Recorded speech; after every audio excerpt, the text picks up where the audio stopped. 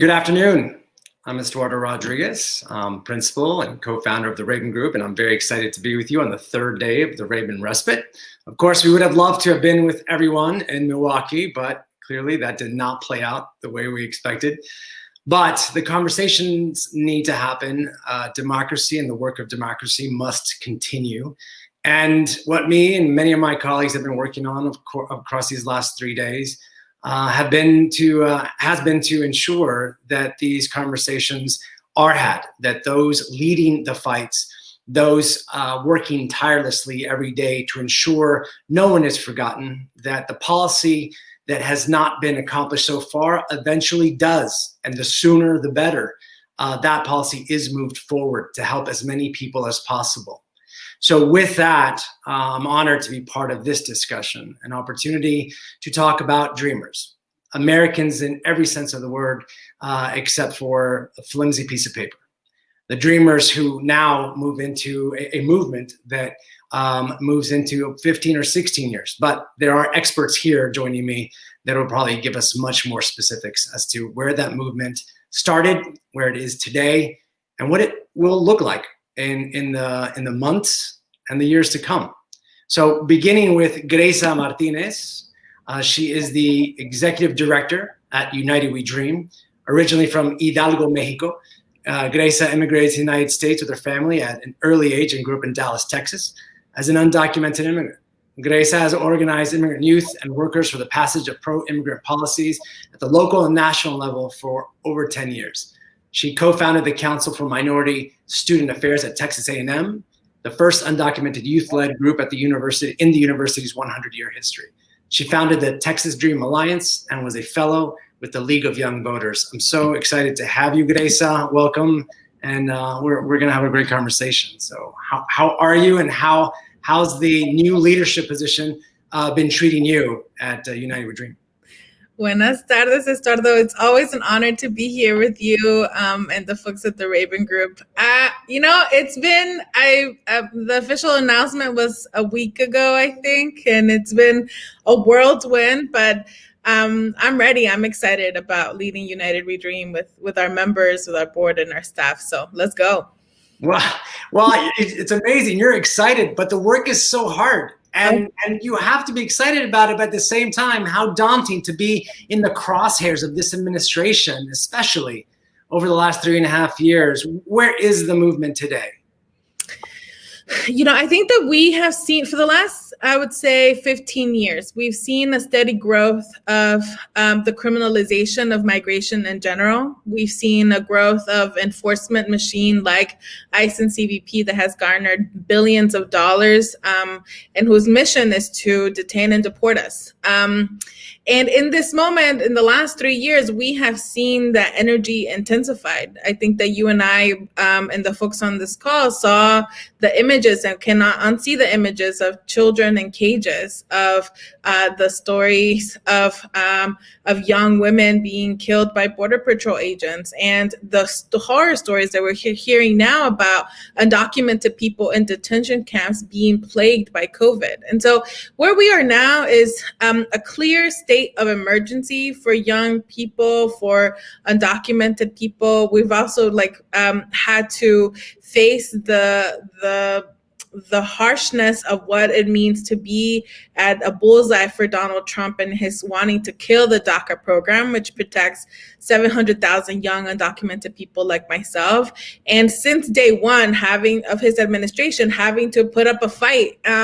But this brings me to the other piece of the moment that we're in. We won at the Supreme Court, no matter how much influence he has, no matter how much money. When we took our case straight to the Supreme Court, when we told our stories, when we've organized and when we've seen mass mobilizations of young people, we win. And so it's been such an affirmation of the work that I've devoted my life to say, when young people, queer people, Black and brown people come together, change happens and we win. Well, and I appreciate just the energy and enthusiasm that you have, because you absolutely need to have that in a fight that appears so tireless. One of the things that I constantly struggle with is that identity piece of it. Because dreamers, as you all know, as children born in this country, their identity is American. And this whole fight seems so absurd that someone who clearly is and feels so patriotic and American can somehow be told that they are not who they believe themselves to be. Which brings me to a beautiful piece from a dear friend of ours who's going to join us here on the 10th anniversary of the El Paso shooting. She drafted this amazing poem and then put it up for the world to see. I love to go to it now, but it really does come to the question of what kind of invasion are they talking about? Can we hear that piece?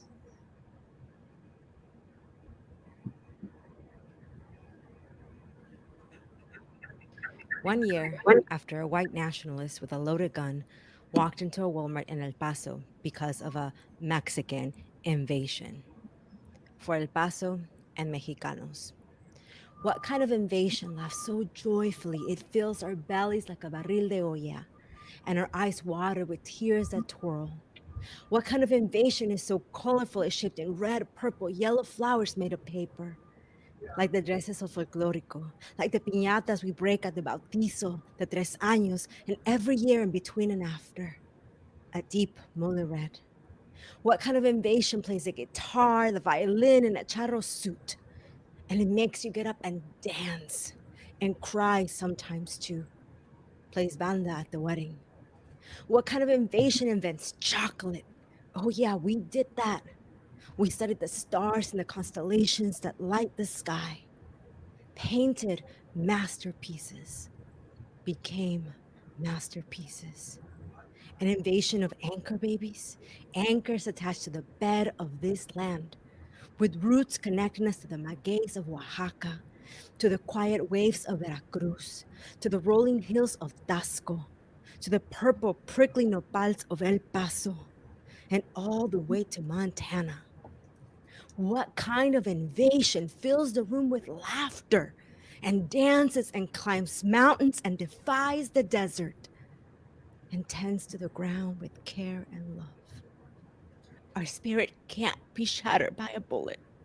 And so we dance and we laugh and we breathe and we stay. Stay, stay, stay.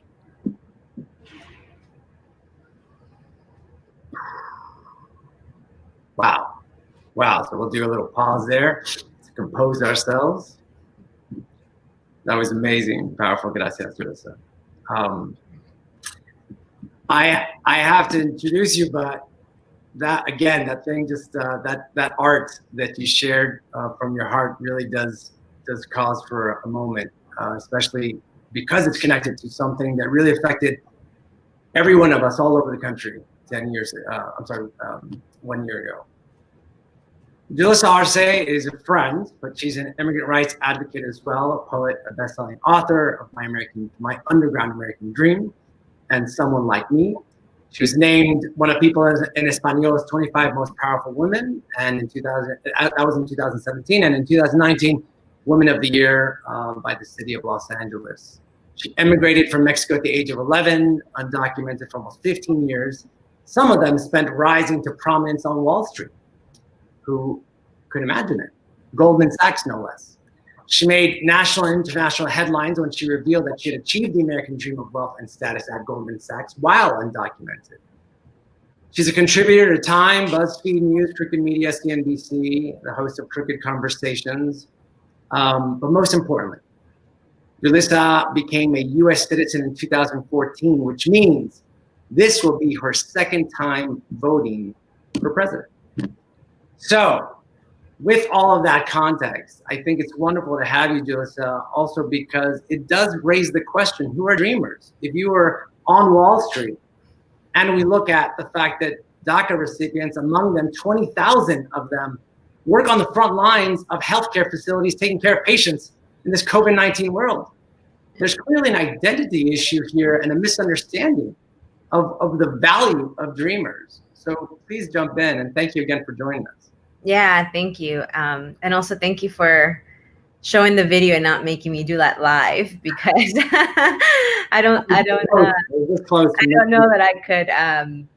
It's a really emotional piece for me. It was really emotional to write it, and part of why I wrote about what kind of invasion are we talking about.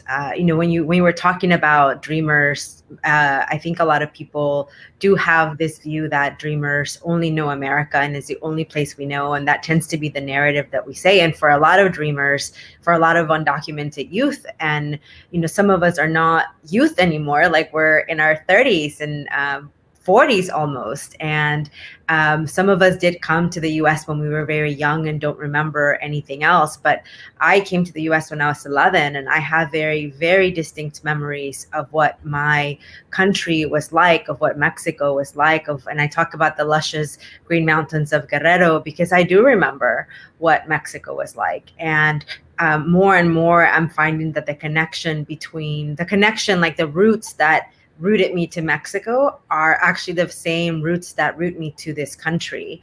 And so I've been just uncovering so much of the fact that you're right, that papers aren't the things that define us, because we have a claim to this land, that we have a right to be here, and so it is important to talk about all of the different and various identities of who undocumented youth are. There are a lot of undocumented youth that don't even like the term dreamer and don't identify themselves with that term, and there are dreamers like myself. Even though I am a US citizen now, I do consider myself a dreamer. I was a dreamer the first year that the DREAM Act was introduced, where that dreamer term originally comes from. But then, there's also dreamers, to your point, that are saving lives during COVID. And then there's undocumented youth that are picking the food that we're eating every day. I live in California, and we are experiencing raging fires. And even through those fires, through pandemics, through pretty much every kind of environment that you can think about, there are farmers that are picking up our food who don't have college degrees, who didn't work on Wall Street. And I just continually remind myself and like to remind people that whether you're someone like me who went to go work on Wall Street, or whether you're someone that is picking fruit or cleaning homes, like we all deserve to be here, and we all deserve the same dignity. Because and then I'll stop after I say this, because when I think about El Paso, and it's still very painful to me to think about, and even more painful than a year later, there was such little coverage of the anniversary. But one of the things I continuously think about is when that demented person went to El Paso, he didn't stop to ask people for their immigration status. He didn't stop to say, did you do it the right way? Are you a US citizen? Do you have a green card? Do you have DACA? Like, he just saw brown bodies, and those are the people he targeted. And so much about this conversation about immigration also has to be looked at from the perspective of understanding that our immigration system has always been rooted in race and racism. And so to understand it, we also have to understand what the race dynamics in our country are today. Yeah, absolutely. And I think the other frustrating piece for this is there's universal agreement that the system is broken, and not just based on the race issue and the bias that's implicit there, but because of how long it takes. If you try to do it the right way, and those that have done it the right way, that spent more than a decade, 2 decades waiting. And speaking of time, because you kind of did age yourself there, Julissa, I'm not taking responsibility. The Senate actually introduced the DREAM Act in 2001, and the Dreamer movement took off in 2006. I would say clearly because they were fed up with waiting for an older guard to get it done. So, what are the milestones? Looking at introduction in 2001. Dreamer movement in 2006. What are the major milestones here that we've seen, and what are we going to be looking for in these next few months after the Supreme Court case came down, as you said, our way? What can we expect? Yeah, I love this question as someone that I started my activism and organizing in 2006 with the mass student walkouts in high schools. I was a senior in high school, and I've always known that I was undocumented, but I didn't really feel like I could do anything about it being undocumented in Texas in a Southern Baptist home, with feeling like there wasn't a lot of outlets to say, this is wrong. And it wasn't until I was introduced to United We Dream in 2010 when I really felt like that young people coming together could demand exactly what we deserved, and without reservation, and saying clearly and out loud, being undocumented and unafraid. And that, that's something that growing up, I would have never imagined people saying that. So I will say that policy is a through line of all of our movement, but it's not the defining piece. The defining piece is the first times when undocumented young people we had coming out sessions all across the country, actually inspired by each other on YouTube, and seeing each other come out as I'm undocumented and unafraid, and sharing their story.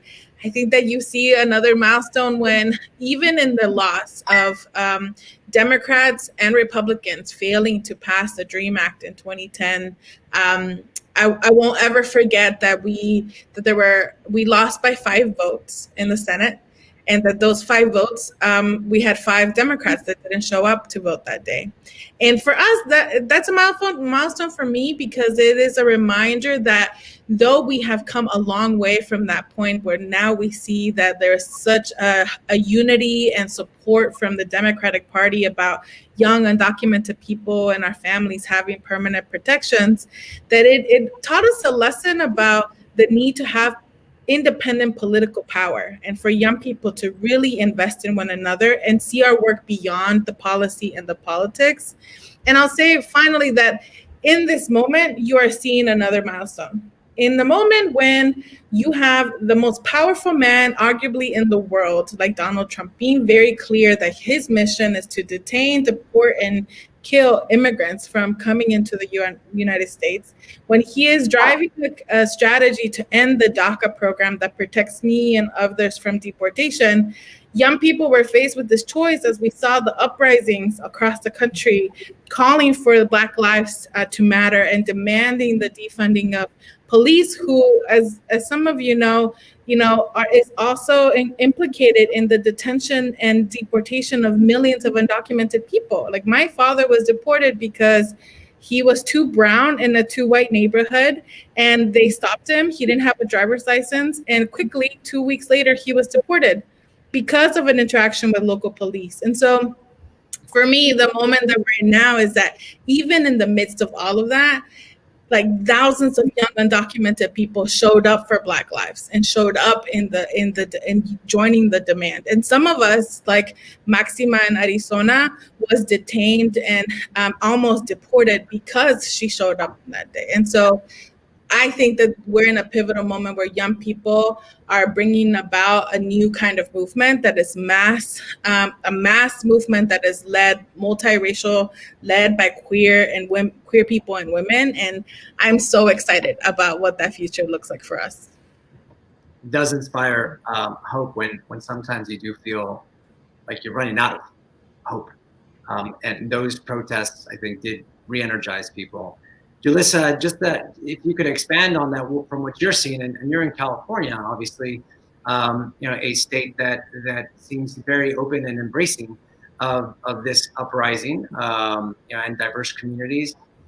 How important is it then for this coalition to, open up and include all of the issues, not just the Dreamers, but Black Lives Matter, and the criminal justice and racial bias reforms that are being asked for? Yeah.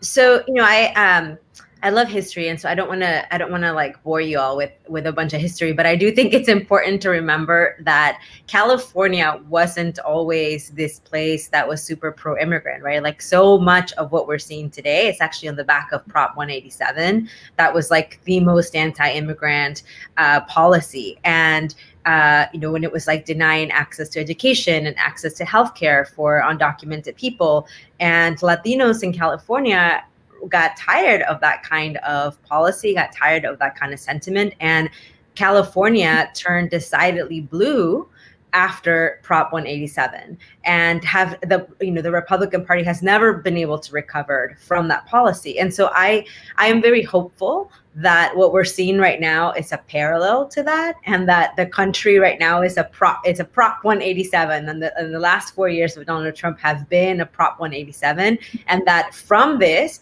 will come very good things, and that from this we will be able to rally and come together in a way that we haven't done before. And to your question specifically about how all of these things come together, they really, really do. So in the last couple of days, it was just announced that in Los Angeles, the sheriff department will no longer cooperate with ICE at all. And that's really important because, as Greisa was talking about, the interaction with local police does many times lead to deportation. We have places like Texas where SB4 is currently in place, and the police can ask brown people, can ask anybody, but let's really be very, very honest about who is going to get stopped and asked about their immigration status. It's people that look like us on this phone call, on this, I don't even know, so a Zoom or a phone call on this live thing.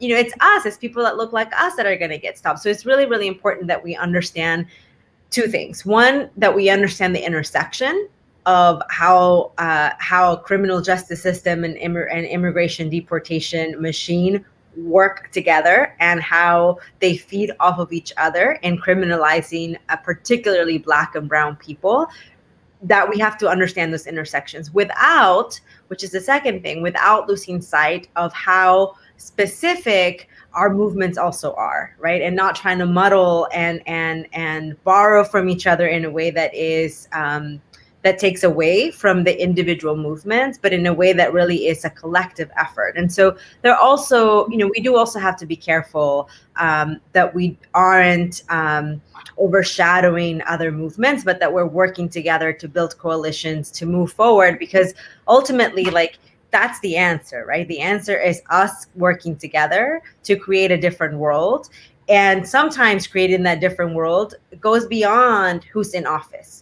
I'm a big Emiliano Zapata fan, and Emiliano Zapata used to say that the revolution isn't made for people to change in office. Like, the revolution is bigger than that. And so and I do think that many times politicians fail us, and it's up to us to keep them accountable, and particularly to keep our friends accountable.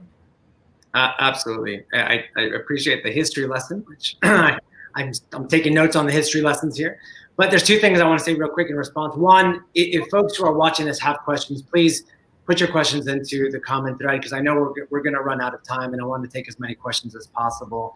So please do that. Number two, I have to say, in response to your respecting each other's movement while still being supportive of each other's movement, I noticed right after the marches around Black Lives Matter, there were many people buzzing that the number of Latinos and Latinas who are killed at the hands of a failed police system and bad cops are pretty, equal to the number of African Americans who are killed. But yet there was no effort to try to make that noise or make that sound like it happens to us as well. And I think a lot of it was because they wanted to just be supportive and not distract, and not try to have a conversation about how many Latinos or young brown men and women are brutalized at the hands of bad cops. And I think that's something that goes to what you're saying. And similarly, the other way, I think there are more dreamers that we don't talk about that are API, Afro-Latino or African, who aren't necessarily in the front lines every day, but they are supportive. So how do we build out that coalition? How do we do it in a way that's respectful? And what voices, more importantly, Greisa, I would put this question to you, what voices are almost there but not there yet that should be there with us? One thing that I always, when I look at my work and the work of the members of United We Dream, is that we are really operating in a system that was built on the backs of slavery of Black people, and that all of the systems that came after that have been built around this idea that that Black lives don't matter, and then therefore everything else flows from that. So I think that this moment of the uprisings, for me, it was such both like a inspiring moment, as we've talked about, like seeing young people carry the defund police, the asking for the Black Lives to Matter, and then seeing the movement for Black Lives reciprocate and be able to, even before that, like show up as like the kids were in cages and show up as we were shutting down detention places. And for me, it also was a clarifying moment about all of the anti-Blackness that we also have to undo within our communities, that we were taught, not because of like a judgment from a judgmental place or from like a place of like, oh, how come you don't know this? But, I grew up in Texas. I think that I really wanted to hide behind whiteness because it was the only thing that I thought could protect me. And so I didn't want to really learn Spanish. I wanted to know all about the college football games because that, to my family, was the thing that was like the safest place. And if we come from that place, we need to do the work of undoing anti-Blackness from our communities, from our vocabularies. How does it show up in our lives? How does it that, my mom tells the story that my grandma didn't really like her because she was like a little brown skin, piel morena. And the only reason that she ended up liking her was because she had a light-skinned child like me. And that's not right. Like, that's like all these ingrained cultural things that show up sometimes in public discourse, like the one that we just had. And we must have both the discipline and the understanding and empathy that we need to move forward through this together. So I'll say that I grow increasingly worried in our work that sometimes we've defined success as like the policy victory of citizenship. And what that means for me is that immigrants just want to be able to get up on our own 2 feet. Like, we just want to be able to go to the hospital without feeling like afraid that we might get deported. We just want to be able to have a job that pays a good, decent wage and like be able to raise our kids. And citizenship is one step towards doing that. But at the same time, as we're fighting for that, there is this whole like beast that is sort of like preparing to undercut us, because as I've shared before, citizenship wasn't a protective thing for Breonna Taylor as she was killed. It wasn't a protective thing for George. It wasn't. It's a one part of it, and like we need to be able to think about our work from a racial justice perspective. So I'm excited because young people super clear about that. Young people super clear about making bold demands, and young people and the members of United We Dream really committed to being able to struggle with it. And that's going to be the defining issue of how we get us to a different moment in a different place. Yeah, I think everything you said is like, I'm over here like snapping my fingers, like, yes, absolutely. One of the things that when you were talking about, it started about sort of like policing and how it affects the Latino community. I had written a piece for Time, and the headline is I don't like the headline. I don't get to pick what the headline says, but I think that the contents of the article, I hope that people will read it and check it out, because part of the reason why we haven't made that connection of how racist police and the system of policing affects the Latino communities is because again, we have been robbed of our history.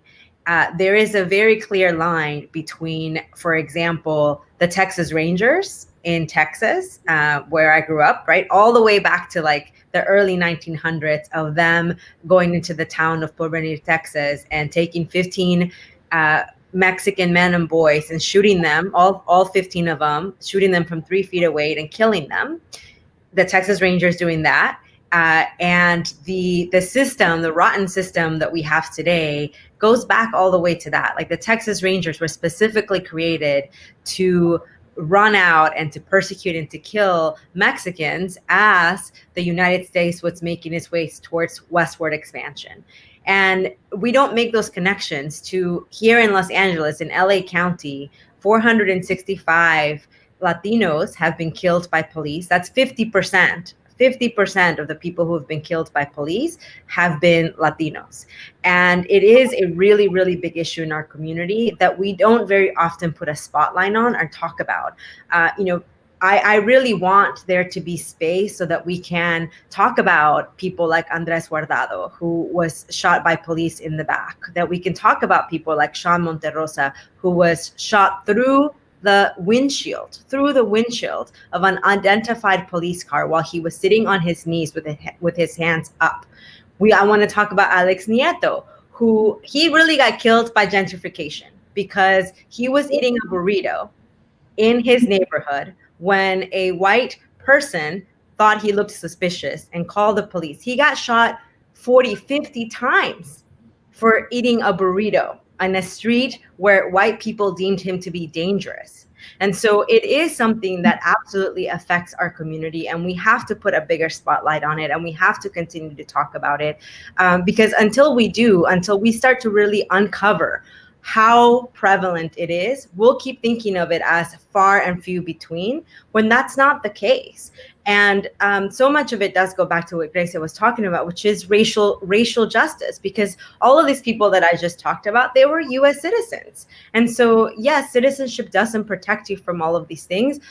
And part of our job, part of what I consider my job, is to make sure that people in this country, whether or not they are citizens, that they are able to live their lives in a way where they feel free. Because people in the United States right now, we are not free. We have to constantly be afraid of so many things that could happen to us, particularly if you're a Black person, particularly if you are a brown person. And so all of these things are connected, and ultimately the root of all of these things is racial justice. And racial justice, for me, is the lens through which I do my immigration work. It's the lens through which I do my writing, is the way through which I do my pretty much everything that I do. Because if that's not at the center of what we're doing, then we're not, I don't think, for me, like we're thinking big enough unless we're looking through that lens.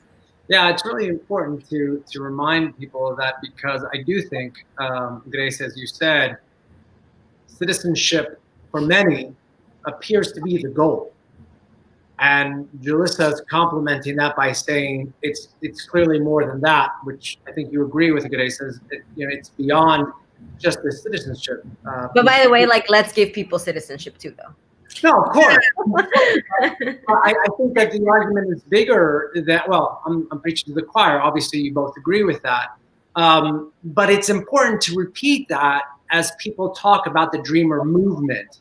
Because a movement, as we see with the broader civil rights movement that started in the, well, not that it started in the 60s, but really took off in the 60s, that's still being fought today. And if you wanted to look and see the success of the civil rights movement, you would have absolutely milestones. But then you would have setbacks. The fact that the Voting Rights Act today still sits, not reauthorized. There are so many other pieces of legislation similarly. Violence Against Women's Act, same thing, sitting there. The Dream and Promise Act passed the House already and sits waiting for Senator McConnell to take action on. And while that is important and a clear opportunity for the Senate to take action, what we're saying here is that's just the beginning once that goes through. Because the larger fight still is, if you're sitting there innocently in a gentrified neighborhood, eating a burrito, why are you still the invader, the threat to the American society when you are yourself an American? 75% people, Greisa, in the country support Dreamers getting a legal path to citizenship. 75%. That means you have to have conservatives within there that also agree with us. Is it just because of the man in the White House now? Or is there some other piece that we need to move beyond the moral argument now and just focus on the economic argument or the patriotic argument? What's your messaging pivot at this point in this environment? That's such an important question. I'll say that we've done some polling with some partners. We've actually found that the 75% is actually among the Trump supporters, like active Trump supporters are supportive of undocumented young people. And part of that, and then like a even bigger subset of like the larger American public, I think now we're at 88% of the American public support some protection for undocumented young people and a pathway to citizenship, let alone something for the 11 million people in this country that are undocumented. So I'll share that like for us, one, that wasn't an accident. That those numbers shifting from like not being on the map for folks 10 years ago to like having this broad support, it's because of the courage of young organizers all across the country. It's because of the political work that we've been able to do as a movement and the discipline of continuing to tell our stories everywhere we go. Julissa being one of like an example of like how you do that in a way that is like really grounded in like personal narrative and personal transformation. I'll say on the dream piece, you know, this is a new exciting moment that we're in. The last bill that we passed through the House, and I was really honored to, you know, be one of the core drafters of the policy and be able to be moving it through the House. It's different in that it's not only for DACA recipients, it's talking about a larger subset of undocumented people that came at a young age. It also speaks to TPS holders and people that are our moms and our dads and that are connected with or are protected by TPS that has also been killed by the Trump administration. And so for us, it's more about, I'm not sure if it's like about moving an economic argument, but actually telling the whole story of us. Like if you are down to like show up for me or for Julissa or like the 800,000 members of United We Dream, then you better be down for showing up for like the people that shaped us. We call them the original dreamers. So those that crossed deserts and oceans and rivers to get us to this place. And so I think that what you will see is like a continued demands and openings of using the leverage that we've been able to build, the cultural capital that we've been able to build, and the political power to bring all of our families along with us. And so I think that it's been 20 years of the DREAM Act. We haven't won.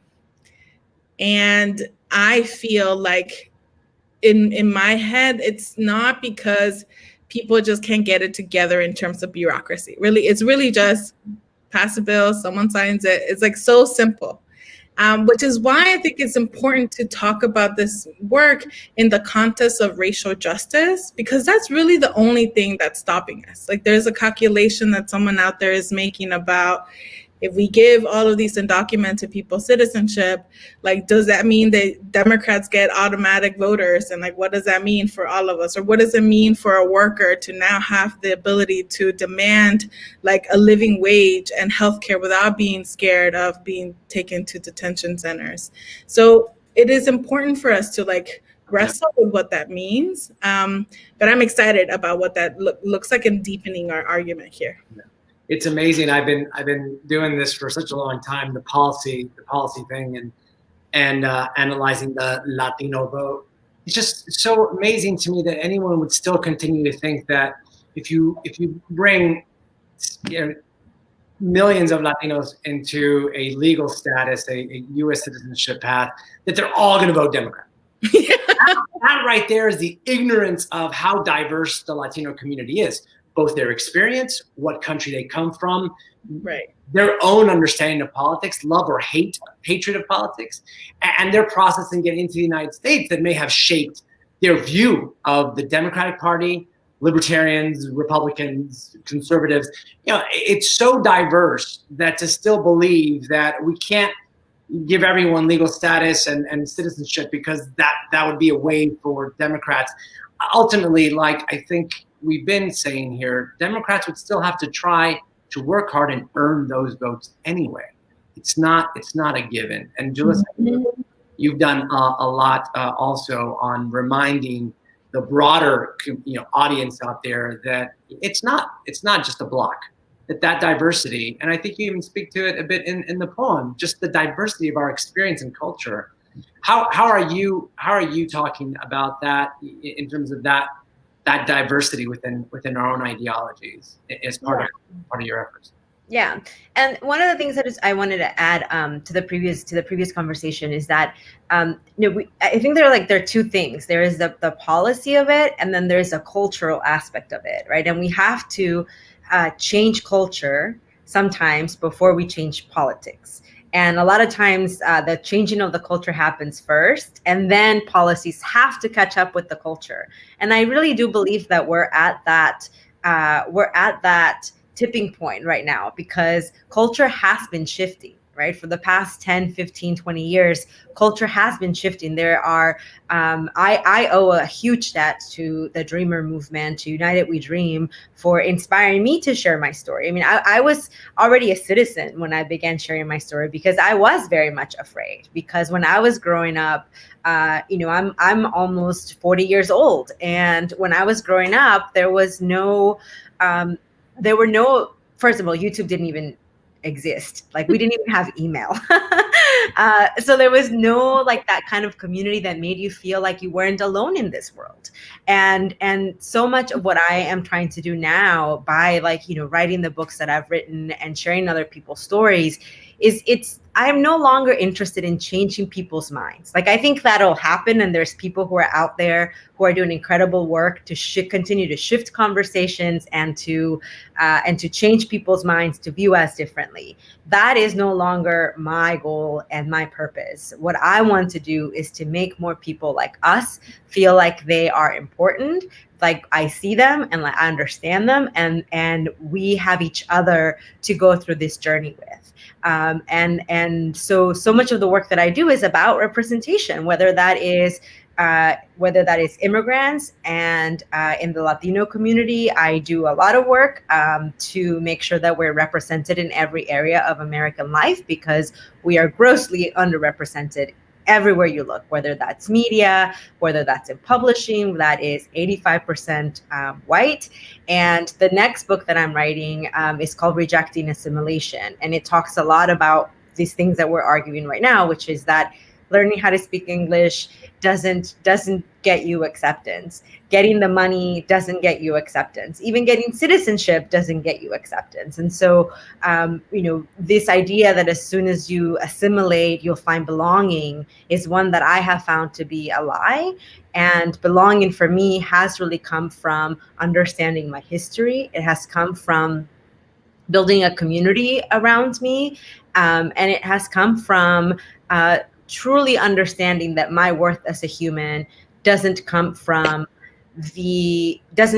measuring myself against whiteness, which is what a lot of us have done. And I know I've been guilty of that, of seeking that kind of approval and seeking that kind of transformation.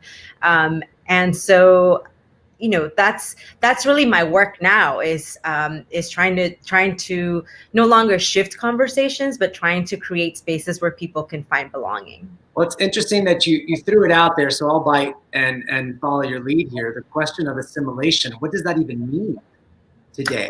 It literally means acculturating to white people. When we're asked to assimilate, that's what we're being asked to do.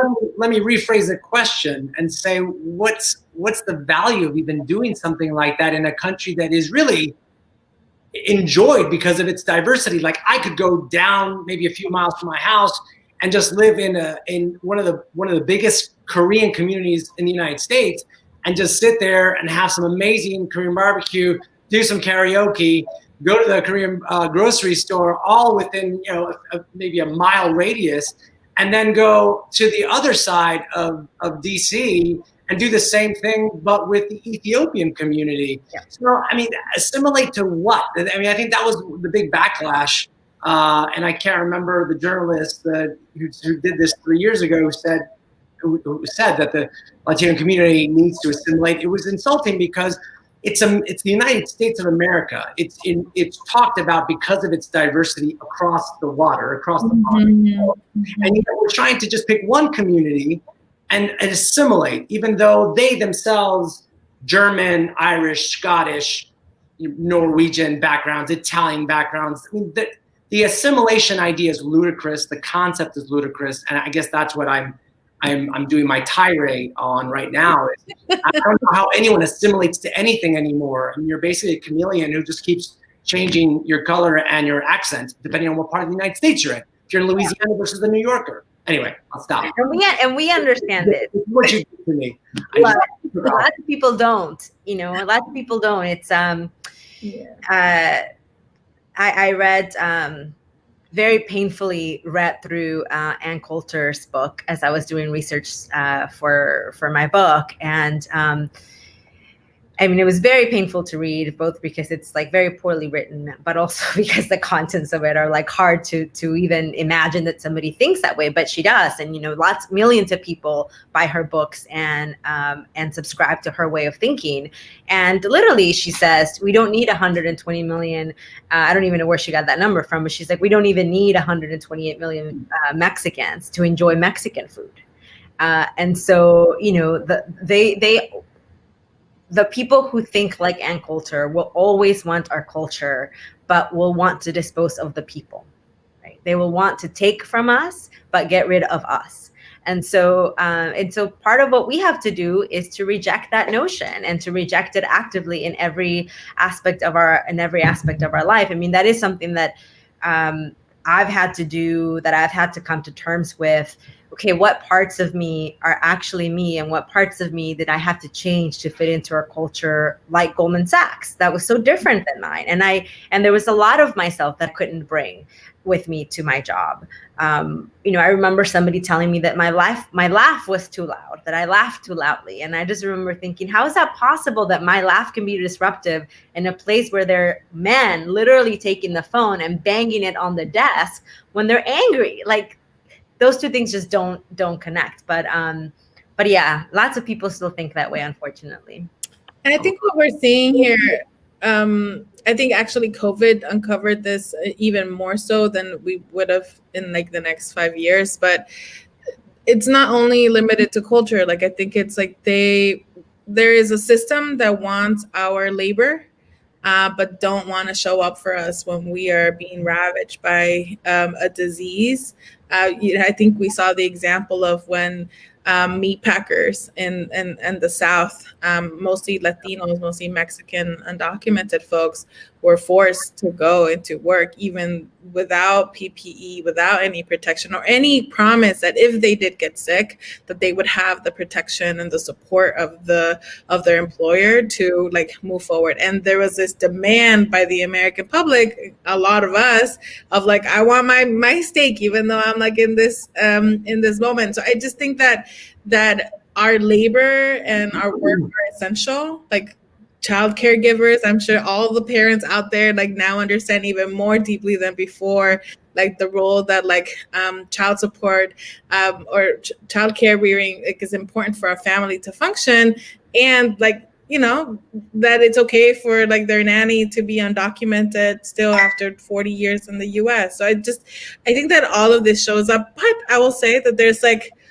a lot of promise of like young people across races really being able to like we call it the rumble, like be able to like go through it and like really dig into like, what does this mean? Like, we are really honored to work with folks in the Sunrise Movement and like March for Our Lives and the Movement for Black Lives, and in all of those spaces being able to share in each other's worlds and also be super clear that the people most directly impacted, the people closest to the pain, are also closest to the solutions, innovations, and breakthroughs, and that it is our job now to not, lightly ask for our issues to be included or lightly ask for voters to go out and vote, but like actually say, red alert, like everything is in the line right now for all of us. And if you're someone that is looking into the elections and you're thinking, I'm not, I'm gonna like step away, I'm not gonna want to be engaged, we're saying like our lives depend on this election, and like please go out and make sure that like we are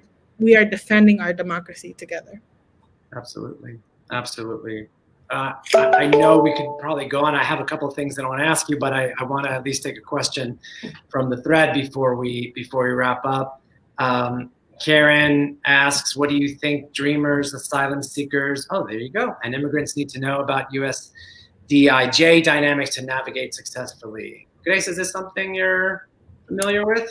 I don't know what DIJ, I'm not familiar with DIJ, but I think that one of the things that, I wonder if they meant DOJ or something like that. I will say that one of the things that is really important for us when it comes to policy is in the event of a Biden administration being super clear about like how we need to return humanity into the way that border communities are treated and militarized.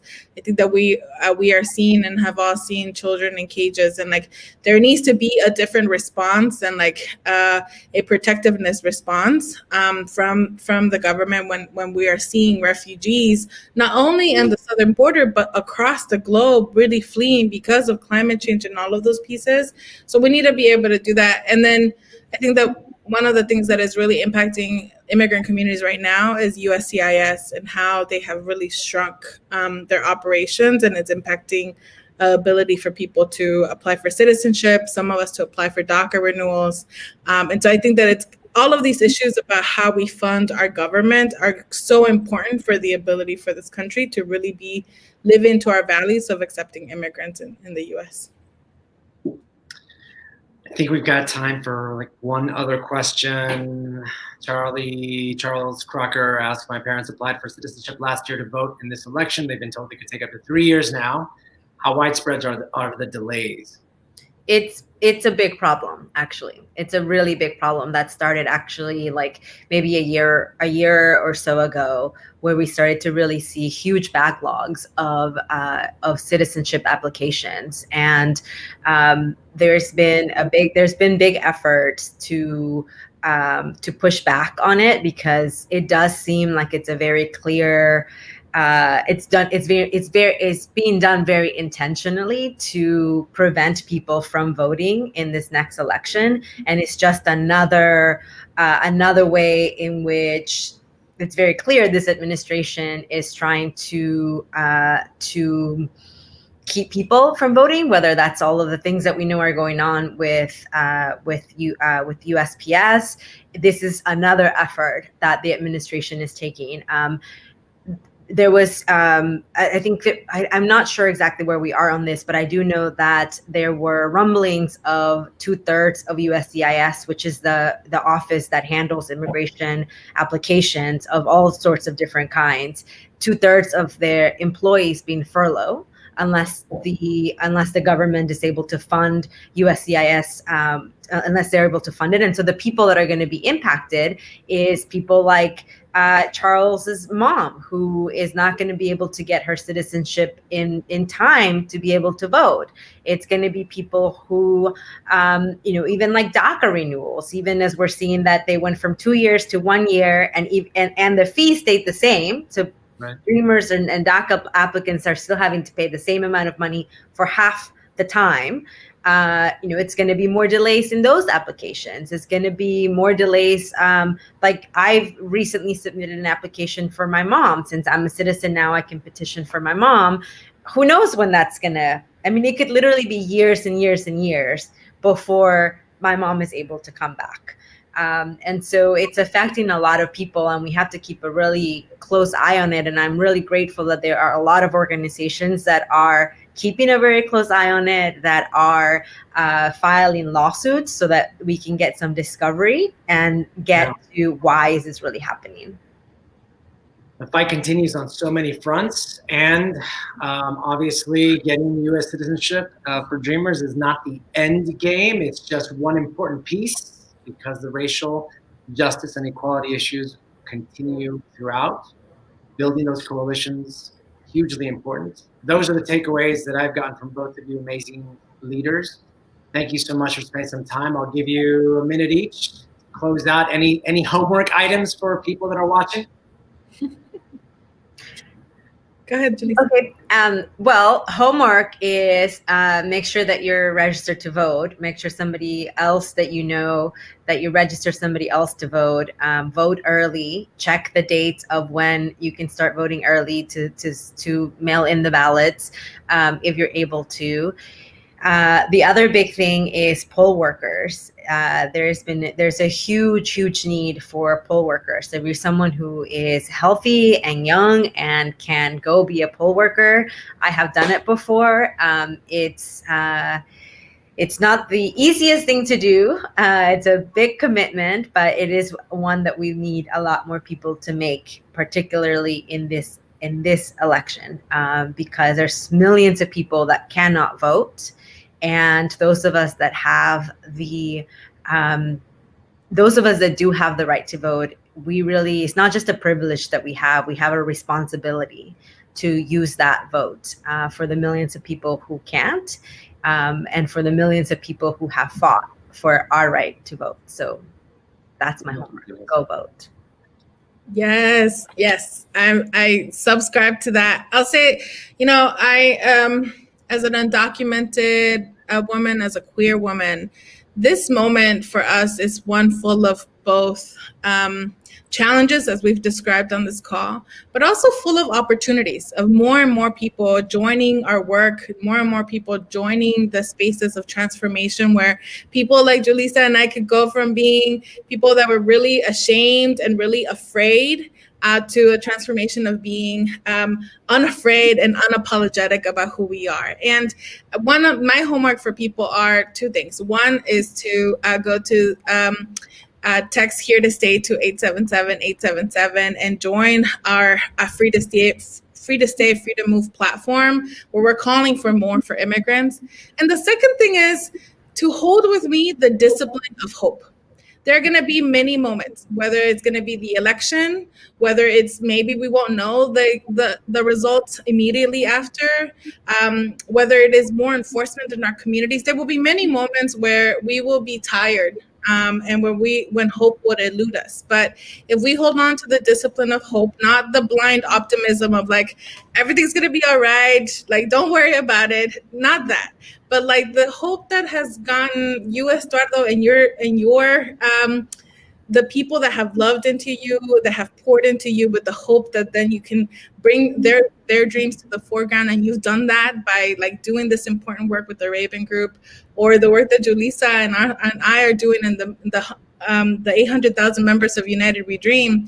It's like the hope of being able to know, like, sí se puede, con ganas. Like I'm gonna be able to move through this moment if I organize with people, if I find community around me, and if I tell my story unapologetically and clearly and right now. So that's your homework. If you are afraid, if you are scared, if you feel like hopeless, hold on to the discipline of hope with us. You ladies have left me shook. I am awed by you and your leadership. Thank you so much. And let's continue to do the work. Hasta luego. Thank you so much for having us, Estuardo. Thank you. Gracias. Bye-bye. Yes. Thank you, everyone.